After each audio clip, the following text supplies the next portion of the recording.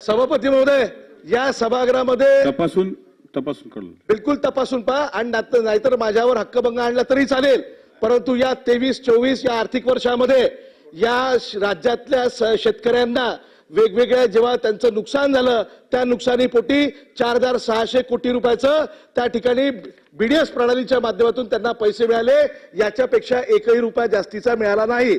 आणि खोटं बोला, रेटून बोला, हे आमचं काम नाही आहे, हे तर यांचं काम आहे। हे तर वर्षानुवर्ष हेच करत करत इथपर्यंत आले, नाही तर 75 वर्ष लोकांना माहित होतं, जनतेला माहित होतं, जनतेला माहित होतं की खोटं बोलणारे लोक आहे, म्हणून आजपर्यंत सत्तेवर आणलं नाही। आणि म्हणून खोटं बोला, रेटून बोला, हे आमचं काम नाही आहे, छाती ठोकपणे बोलणारे आम्ही लोक आहोत, हे लक्षात ठेवावं। तुम्ही काय करा भाई, तुम्ही काय करा, सगळ्यात पहिले आशिष शेलारांचा राजीनामा घ्या। त्यांनी स्टेटमेंट दिलं होतं 44 पेक्षा एकही खासदार जास्त आला तर मी राजकीय जीवनामधून संन्यास घेऊन। कुठे आहे आशिष शेलार? आणा, संन्यास घे म्हणा, धम असं ना संन्यास घे, नाही तर फोकडागिरी करायची नाही म्हणा। खोटं बोला, रेटून बोला, काही बोला, जनता ऐकत असेल आम्ही ऐकणार। बोला बोला बोला दरेकर साहेब। भाषण करण्याचा पूर्ण अधिकार आहे त्यांना, आकडेवारी सहित जे टीका करायचे तोही त्यांना पूर्ण अधिकार आहे। ते फोकनाड आहे की पोकनाड आहे, आम्हाला तुमच्यापेक्षा घाण बोलता येतं, अशा पद्धतीने बोलाल म्हणजे परवा विरोधी पक्ष नेत्याने केलं का तुम्ही? आशिष शेलारजी या सभागृहाचे सभासद नाहीत, या सभागृहाचे ते सभासद नाही आहेत, त्यामुळे सभापती नाही माफी मागायला हवा।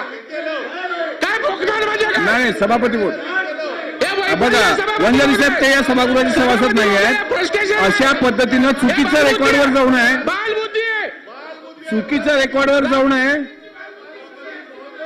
जे शब्द चुकीचे आहेत ते काढून टाकण्यात यावे। असं जे शब्द चुकीचे आले आहेत ते रेकॉर्डवरून काढण्यात यावे, जे आले असतील ते। एक मी बोलतो वंजारी साहेब, एक मिनिट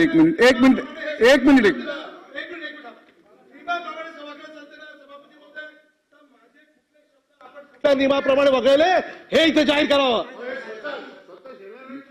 आणि असंसदीय कोणत्या होते तेही सांगावं। भाई भाई भाई भाई भाई कृपा करून आप तुम्ही शांत राहा। नाही भाई तुम्ही शांत राहा, एकेकाने बोला जरा। वंजारी खाली बसा, 2 मिनिटं खाली बसा, वंजारी खाली बसा, एकाने बोला, तुम्ही पण खाली बसा, लाड खाली बसा। दरेकर तुम्ही बोललेत की नंतर अभिजित वंजारी काय ते बोलतील, सांगा मला काय झालं कळू दे। सभागृहामध्ये आपण जे काय झालं त्या संदर्भात महाराष्ट्राने पाहिलं, आपण निर्णय घेतला, पुन्हा आपण सभागृह चालू करण्यासंदर्भात सकारात्मक होतोय, परंतु यांना वादच करायची इच्छा आहे का? काय बोलले सांगा। आता आशिष शेलारांना फोकनाट बोलतात, आता आम्ही अशा प्रकारचे बोलतात, आशिष शेलारांना काय शब्द वापरला असा आता परत वापरणं बरं नाही वाटत, आपल्याकडे आहे तो एकदा कळला, त्याच्यामुळे मला वाटतं त्यांना अभिजित वंजारेंना थोडं वैफल्य आलेलं आहे, त्याने असं फ्रस्ट्रेट होऊ नये, कृपया जेवढं बोलायचं तेवढं बोला। आमच्यावर टीका करायची आमची सहनशीलता आहे खूप, पण अशा प्रकारचे उतावीळ होऊन फ्रस्ट्रेशन मध्ये आपण बोलू नका। आणि फ्रस्ट्रेशन आलं की तोंडातनं शिव्या येतात, शिव्या आल्या की निलंबन होतं, तसं आपण वंजारी तुम्हाला बोलायला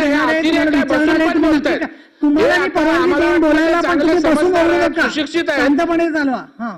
ते आता बसून बोलतायत, ते चांगले सांगितलं मी त्यांना, आतापर्यंत समज माझा होता तो त्यांनी आशिष शेलारांबद्दल एक असा वाह्यात शब्द वापरला असं तुमचं म्हणणं आहे बरोबर? अजून काय तुमचे आक्षेप आहे? काय नाही नाही हातवारे नाही काढत आपण, तुम्हीच बोट काढता हातवारे केली तर, तुम्ही हातवारे केल्यावर बोट कापता। बरं ठीक आहे, आता वंजारीजी तुम्ही उभे राहा आणि त्याच्यानंतर खाली बसा बरं का, सारखं बोलत राहू नका, बोला चल। नाही एक मिनिट सभापती महोदय, आपण सुद्धा जो शब्द वापरला त्याच्यावर सुद्धा मला आक्षेप आहे। नाही आक्षेप माझ्यावर घ्यायचा नाही, एक मिनिट, अरे पण मला बोलू द्या ना, अरे सर मला बोलू द्या, तुम्ही काय बोलला ते मला सांगा ना, मला बोलू द्या ना, तुम्ही काय बोलला ते माझा वकील मीच डिफेंड करीत होता, काय बोलला ते सांगा, तो शब्दाला मी काय म्हणायचंय माझं स्वातंत्र्य आहे। मी काय त्या शब्दाला शब्द वापरायचं माझं स्वातंत्र्य आहे, तुम्ही नका बोलू त्याच्यावरती. नाही नाही, खाली बसा. नाही अनिलजी तुम्ही होता का खाली बस? नाही परब साहेब तुम्ही होता का सभागृहात? हे बोलले तेव्हा तुम्ही सभागृहात होता का? वंजारी बोलले त्याला, पण तुम्ही ऐकलं का काय बोलले ते? बरं.